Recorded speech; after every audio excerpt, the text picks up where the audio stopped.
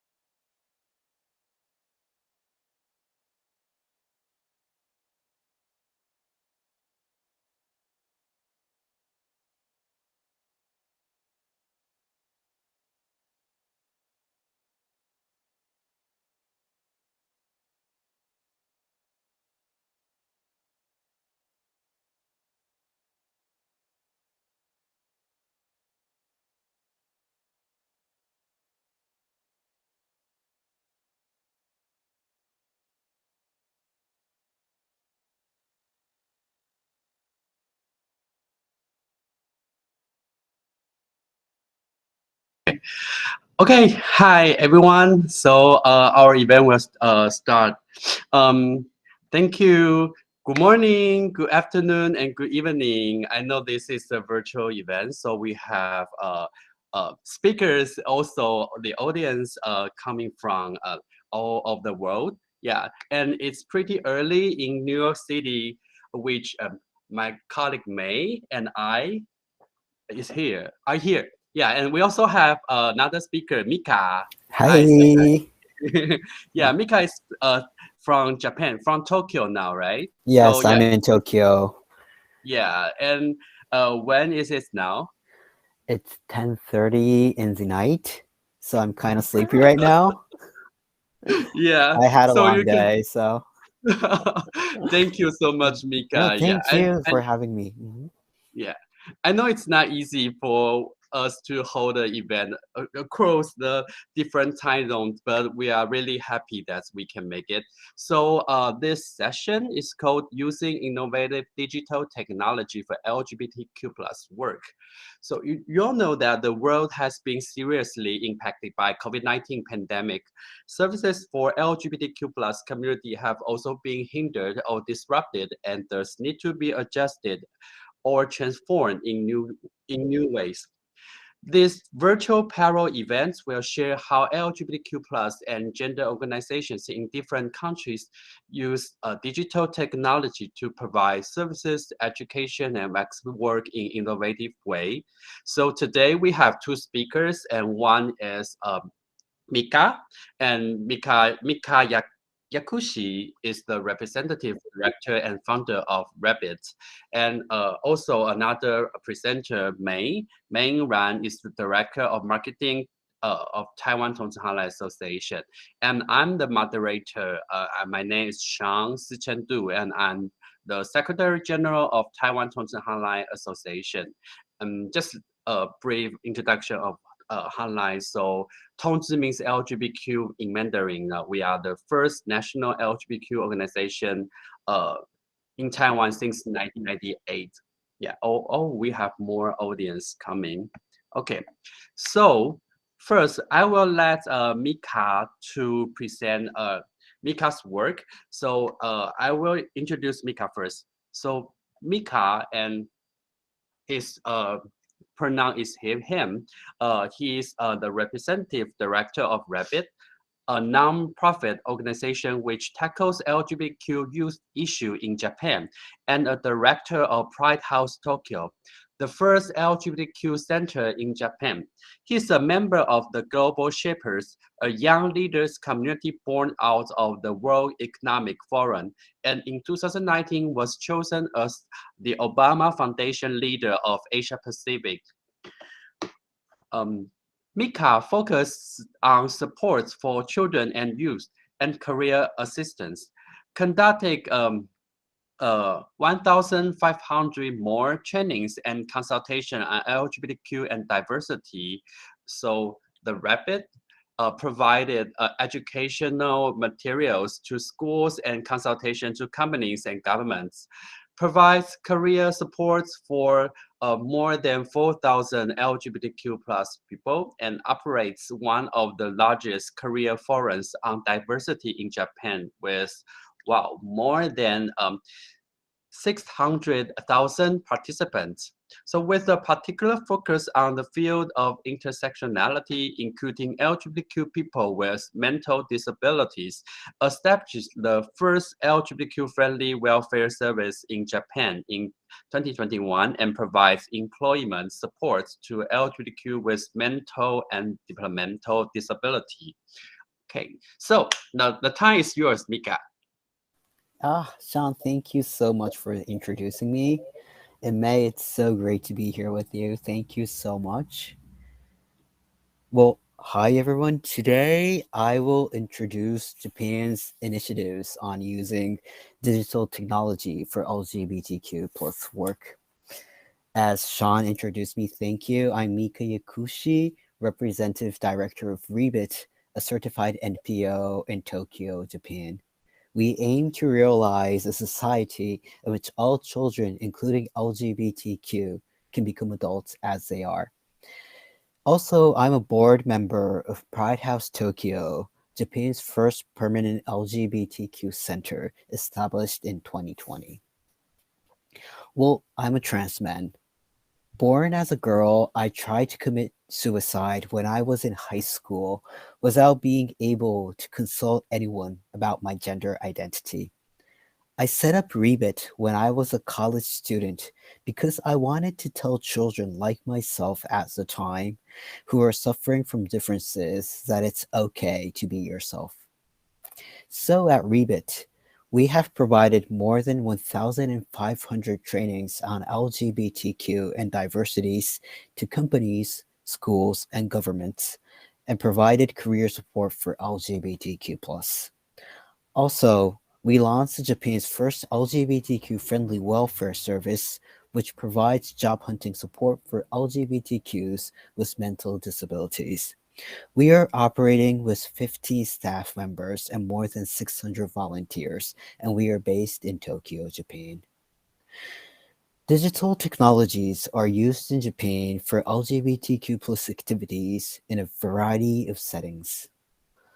Well, I would like to introduce a few cases. The first case is about educations. Rebit created grade-specific educational materials on LGBTQ since 2017.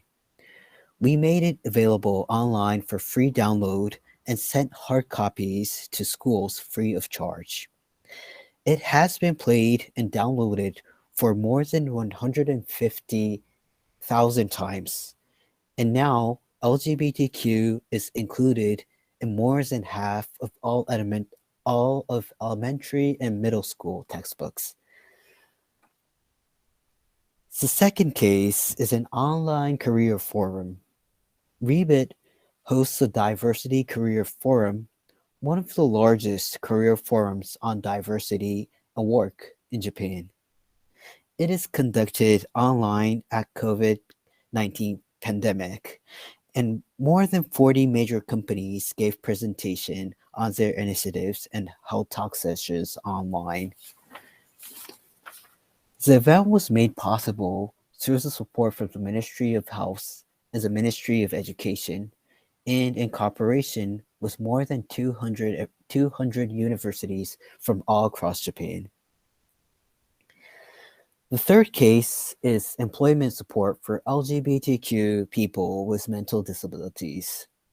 Rebit operates an employment support career center primary for LGBTQ with mental disabilities. For those who live too far away to commute to our center, we provide online support via Zoom and Line. In the past year and a half, Rebit have received more than 6,000 clients from all over Japan, and most of them are from online. The next case is the Pride Parade. Tokyo Rainbow Pride and other Pride parades in Japan were held online in the COVID-19 pandemic. There was a variety of online content, including online event streaming and a virtual booth exhibit. The next case is online petitions. Many petitions have been signed and submitted to the members of the Diet utilizing the online petition site change.org. Currently, a petition drive is underway to have a law protecting LGBTQ human rights enacted by May, when the G7 meeting is scheduled to be held in Japan. The next case is the job hunting website. Job Rainbow operates a recruitment website that features job postings from LGBTQ-friendly companies. Users can apply online for jobs for more than 400 companies online. The next case is an AI bot that tells you about your company's LGBTQ HR system. It's made by Accenture, and they use an automatic inquiry tool with an AI chat box to handle about its HR system.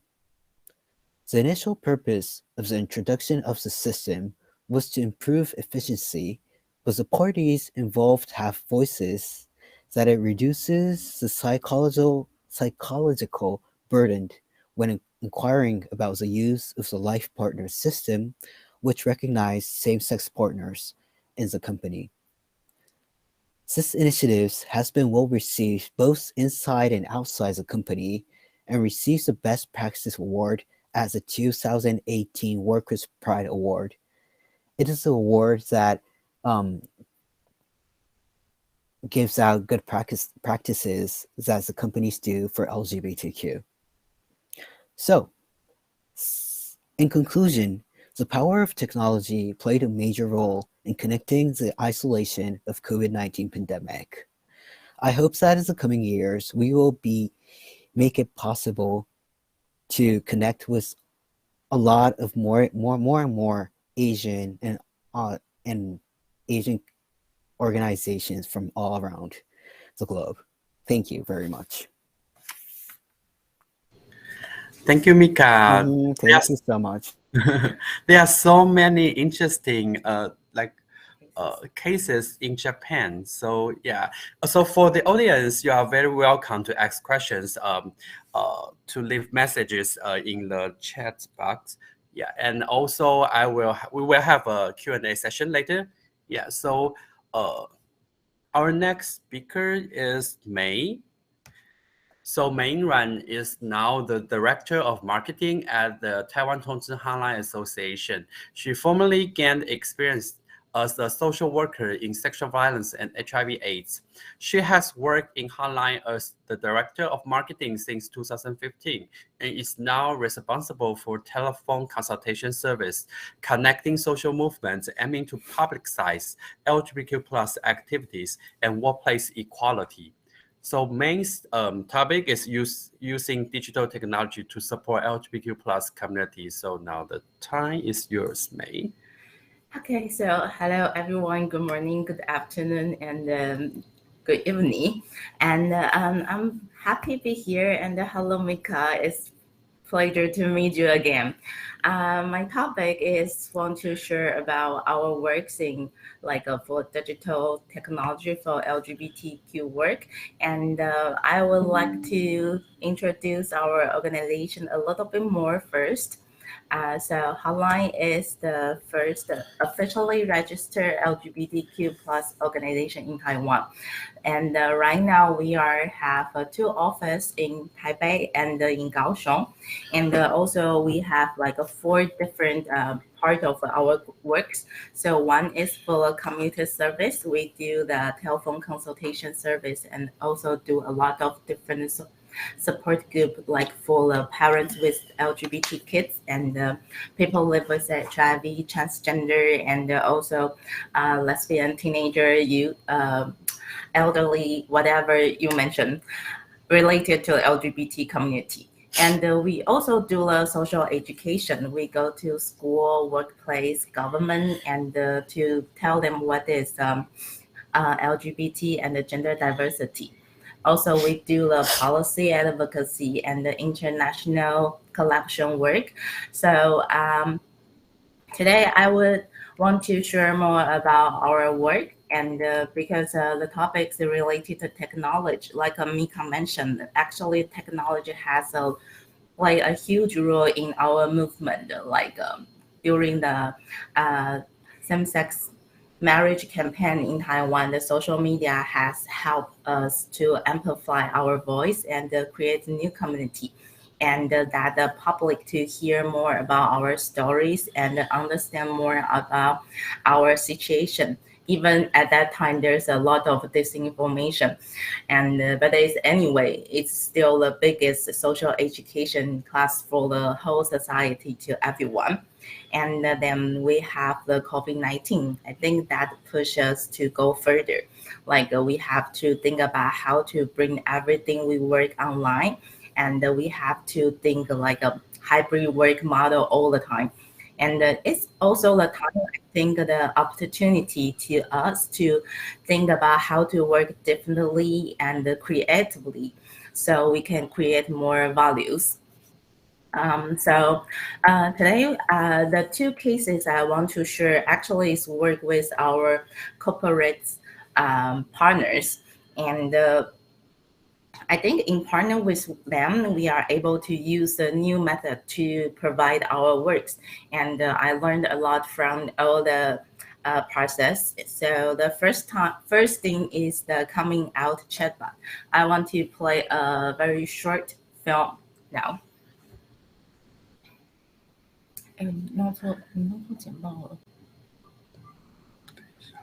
And I just noticed there's a wrong PowerPoint actually. Sorry, wait a second.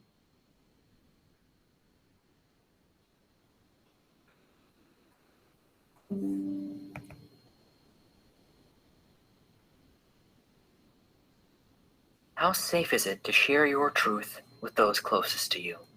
The LGBTQ plus way of life has always come under judgment. Even in Taiwan, a nation ranked second in Asia in the Gay Happiness Index, the concept of family is still derived from a male and female picture. Any potential of a different family model comes against opposition. But hope is on the rise. Since Taiwan's legalization of same-sex marriage, the Pride community has been more forthcoming.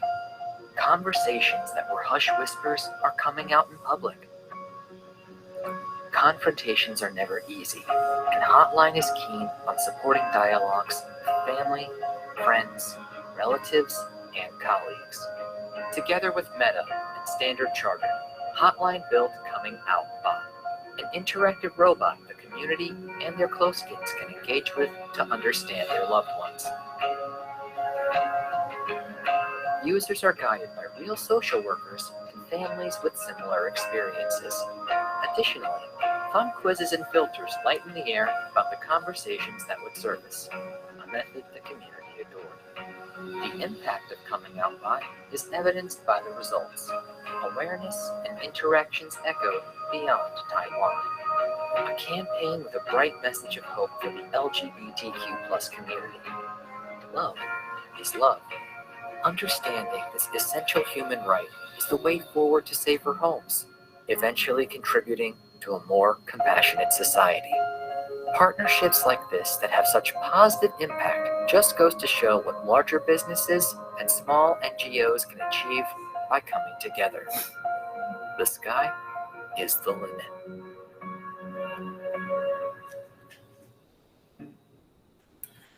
Yeah. So sorry, we just put the wrong PowerPoint because we have several sessions. So we will put the correct one. And so after this short video, I think everyone can understand. Basically, the bot help us to systematic our working experience. And we work with the coming out issue, and which is the service we provide for so long.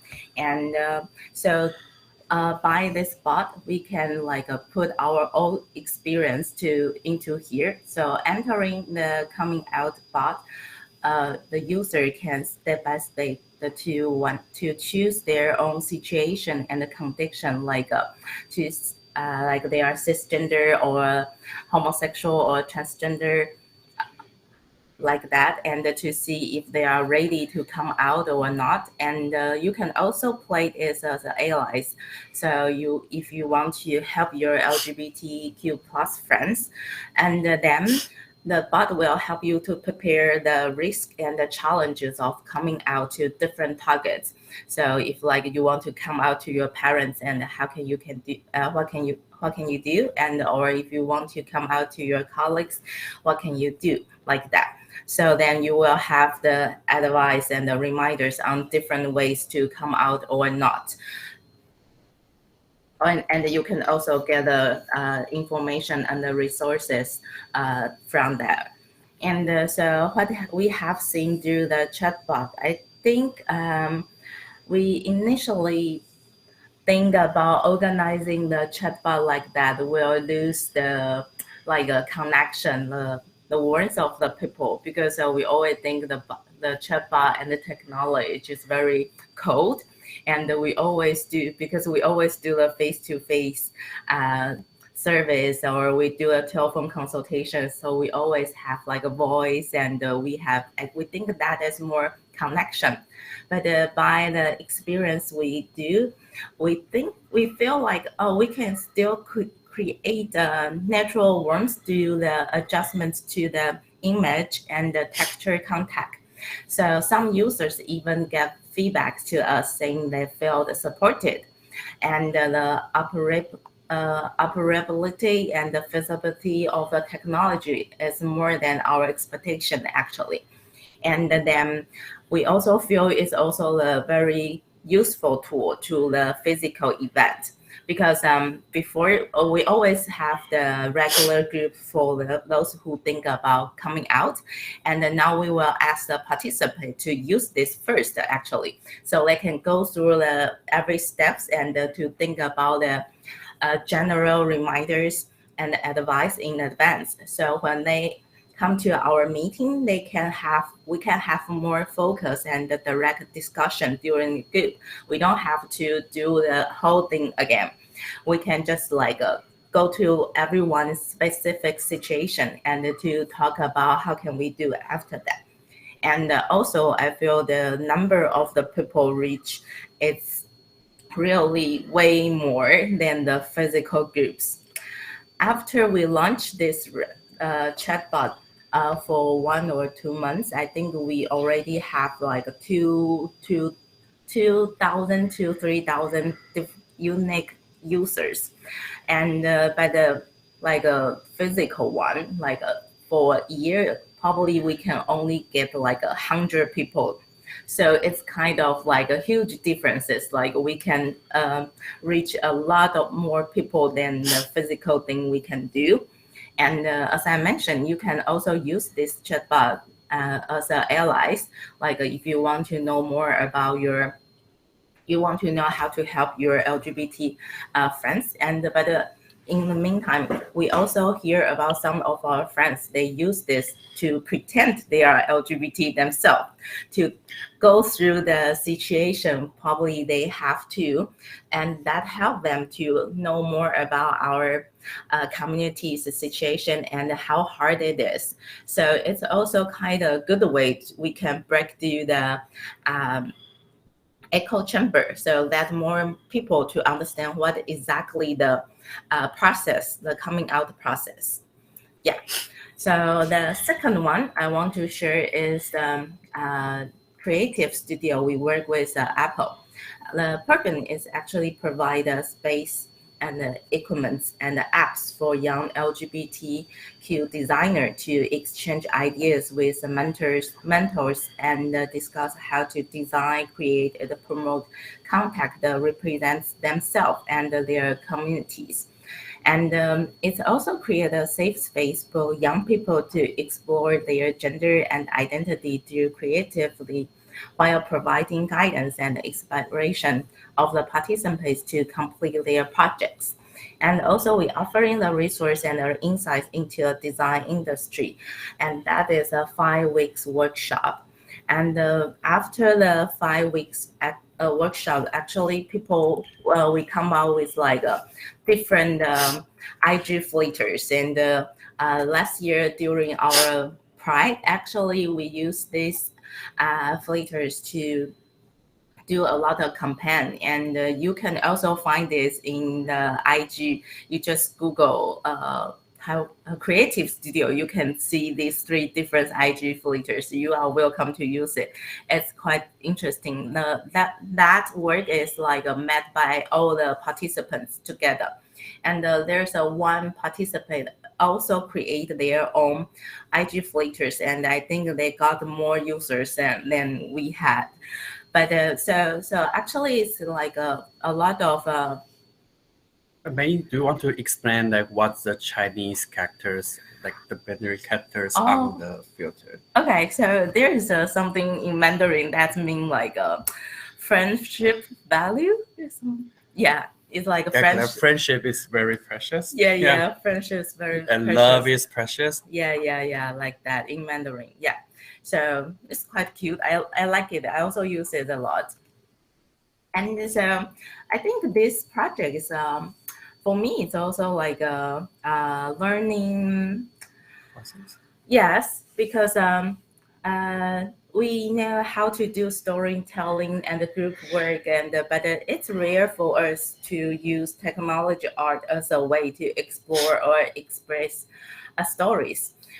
So I think we get an opportunity to know and this younger generation as well, because they are the one who is more familiar with those techniques.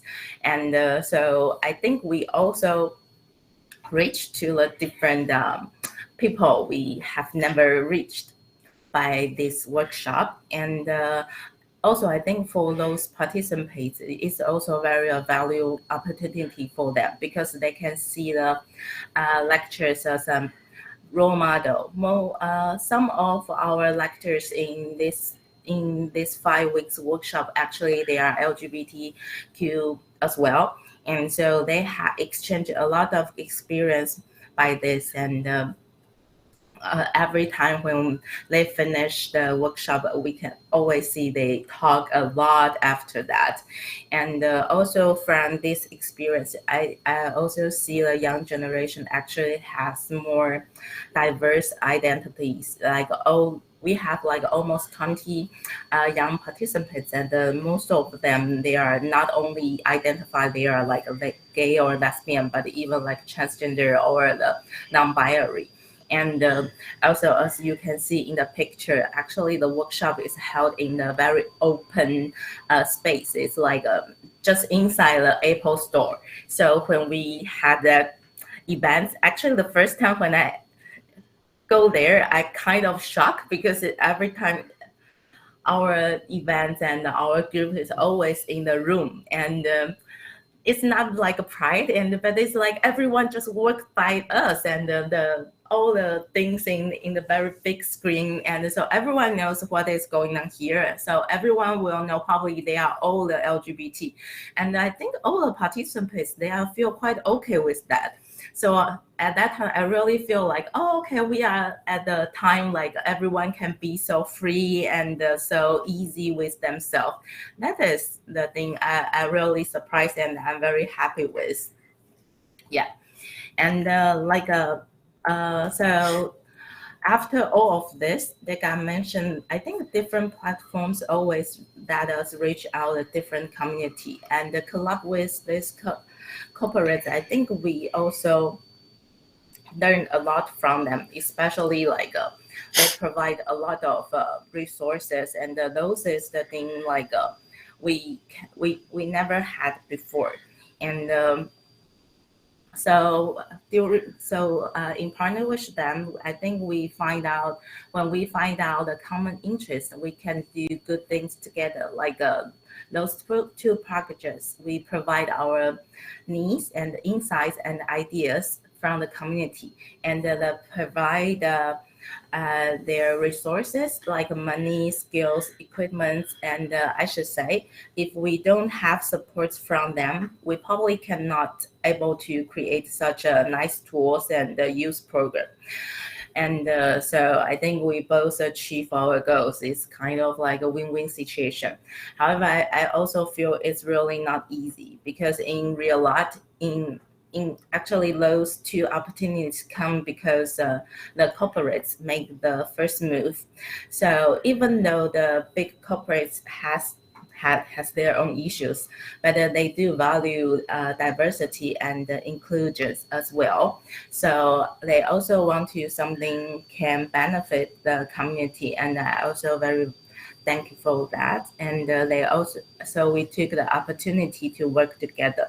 But if we don't, if they don't reach out, I think it's very challenging for a small size NGO to reach out works and to like communicate with a big corporate. So I think like in the future, if you want to do something more like new collaborations and that will be the very big challenge for us, because we have to also know what happens right now, and we have to do a lot of research so we can have a ability to think about what we want to do. And that is very interesting, but also very challenging, and probably is also the way we can think about how to do our movement in the futures. Thank you. Okay, thank you, May.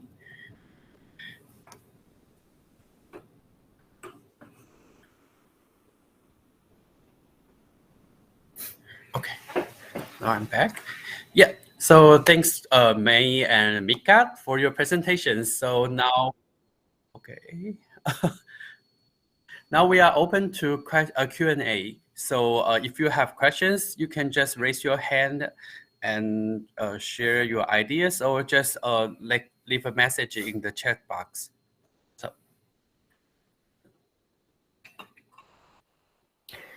Can I ask a question, if it's okay? sure. I thought what you're doing is great, and I wanted to ask, how did you come to collaborate with Apple and Meta? Did they come up to you with the ideas, or did you go to them with your ideas?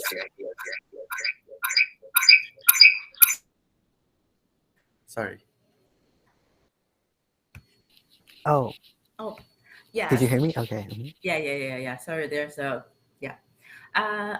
so they come to us actually first, and I think but when they come to us, sometimes they have a rough ideas about they want to do something, so we discuss with them, so we narrow down to what can we do right now, like a come out bot, and also the creative studio. The topic, I think, is really the process of the discussion, because sometimes they want to do something, and we also think, oh, that's a good idea, probably we can use their resources as well, and how can we find a common interest. And I think that's but it's really I think it's very long way, and as a small NGO, we also need a human resource to do that, because you have to maybe more than one person to follow up with all the process. So that is quite hard.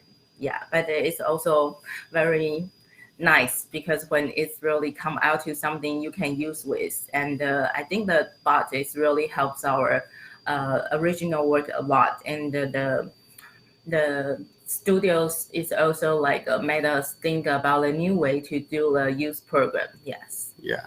And I want to add one more point to this. So I think it's not just, okay, Meta or Apple, big company, just come to us and talk, oh, we want to work together. Actually, before that, we already get to know each other more. And also we have Hotline and another LGBT organization called the Taiwan Equality Campaign. We have already focused on the workplace equality issues for many years. So we do provide gatherings for LGBT friendly HRs and ERG members in corporates, and have a good relationship with them. So because we know each other's organization more, so we know that it's okay that we can work together and trying to sit down and to have creative thinking, right? Yeah. And also I feel because Hotline is for over 26 years now, and I feel sometimes we really need new input to brainstorming how can we do our job differently, especially now it's a technology era, so we cannot really update all the new things by ourselves. So it's nice to have other partner to join with us. Yes. Okay. Yeah, we have one comment by Jessica. So Jessica has mentioned that very good points are being made. I think people usually forget to include trans and non-binary people, as in some countries, unfortunately, they are still criminalized and stigmatized. I think the fact that a massive company like Apple is involved too is great. just hopefully they commit to the idea you are campaigning for, rather than just use the LGBTQ plus flag. Yeah. I think that is also a very good point. Every time when we work with the big corporates, actually we always reflect by ourselves, like if we really do something good together, or we just do some promotion for them, and then we always keep that in mind. And I think we will do another new project with the new studios this year. So hope we can follow up those values and push them to do more. Yeah, and I think just want to add one more point. I think Jessica's right. Yeah, of course, we need to work with companies that they stand their values equally for LGBTIQ plus people, and we also know that like big companies like Apple, Meta in Taiwan, they do value LGBT people in a good way, and also they have some like inner policies that treat LGBT employees equally, and also with some benefits. Yeah. Okay, so I also have some questions for Mika. So because there are so many great progress that you mentioned in your slides. So I'm curious about. So you mentioned because Rabbits works for LGBT youth employment for many years. Can you share with us what's the general situation for LGBT youth when they enter the employment market? So are there any obstacles happen for them?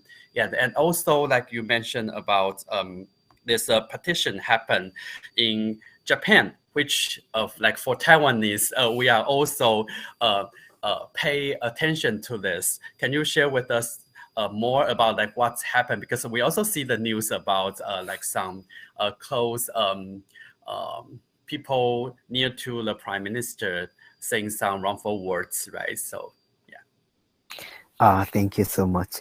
For about the situation on job hunting, it's really we are having a lot of trouble still, even though we are starting to work on that situation from 2013.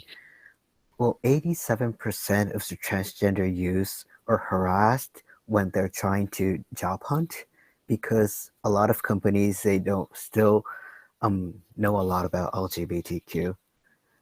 So, and after they get employed, 90% of LGBTQ people have harassments in the workplaces too. So that's a really big issue. So in Japan, we don't have a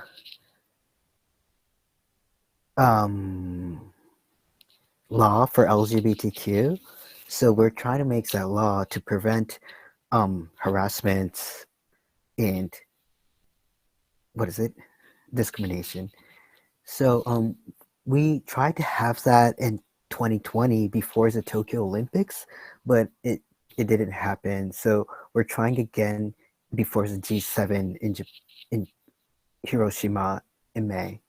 So the situation is on process right now, but because the prime minister said a lot of wrong things about LGBTQ issues, and a lot of media is saying that the prime minister should do good things before the G7. I think it's proceeding, and we're looking at April.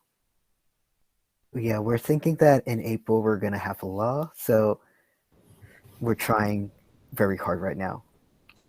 Okay, great.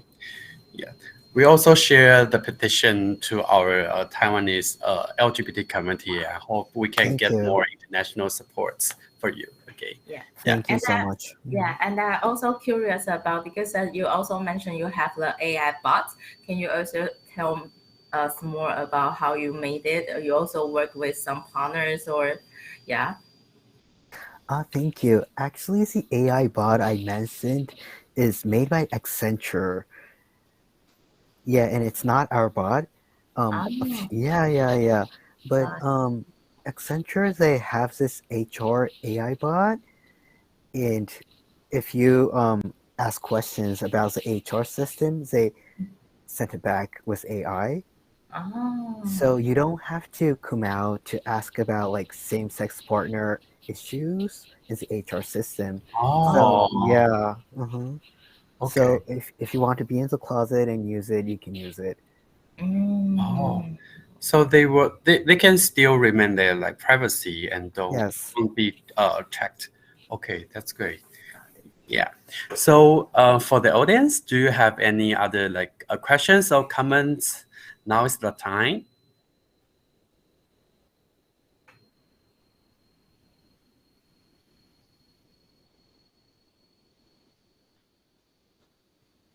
Okay, I think everyone is fine with all the presentations. Yeah, right. So I think now we are about to end this session. So I really thank all the presenters and all the audience to come here in your time zone. And yeah, and I'm very happy to hear about like this very interesting session that's now LGBT movement is connected like new innovative technology like and to do more great work to help LGBT community.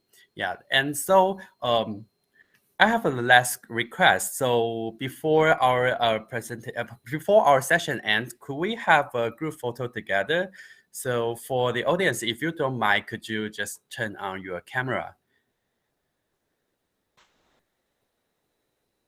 Oh, we have our friend Catherine say that nice sharing. Please keep up the good work. Thank you. Yeah. Yeah, and thanks to Jessica. Yes, we will definitely hold the same. We will definitely work with corporates that hold the same standard, and we will still like watching them. Yeah. Okay. Okay, so we'll wait for like 5 more seconds, and then we will have the group photo. Oh yeah, because it's in the morning. Yeah, no, for Catherine, she's in Taiwan, so Ooh, okay. so now she is in the night. Okay, so we'll have our picture together. So I'll count down 3, 2, 1. Okay, great. Yeah, thank you so much for being here. Yeah, and I hope you all enjoy a great time. So actually, this session will be recorded by our women's foundation in Taiwan. So later it will be put on YouTube. So YouTube channel. So if you or your friends want to watch it again and want to share it, please do that. Yeah, and I hope that you'll enjoy your NGO CSW sessions. And thank you. Goodbye. Bye, thank Bye. you. Thank you, Mika. Mika. Oyasumi.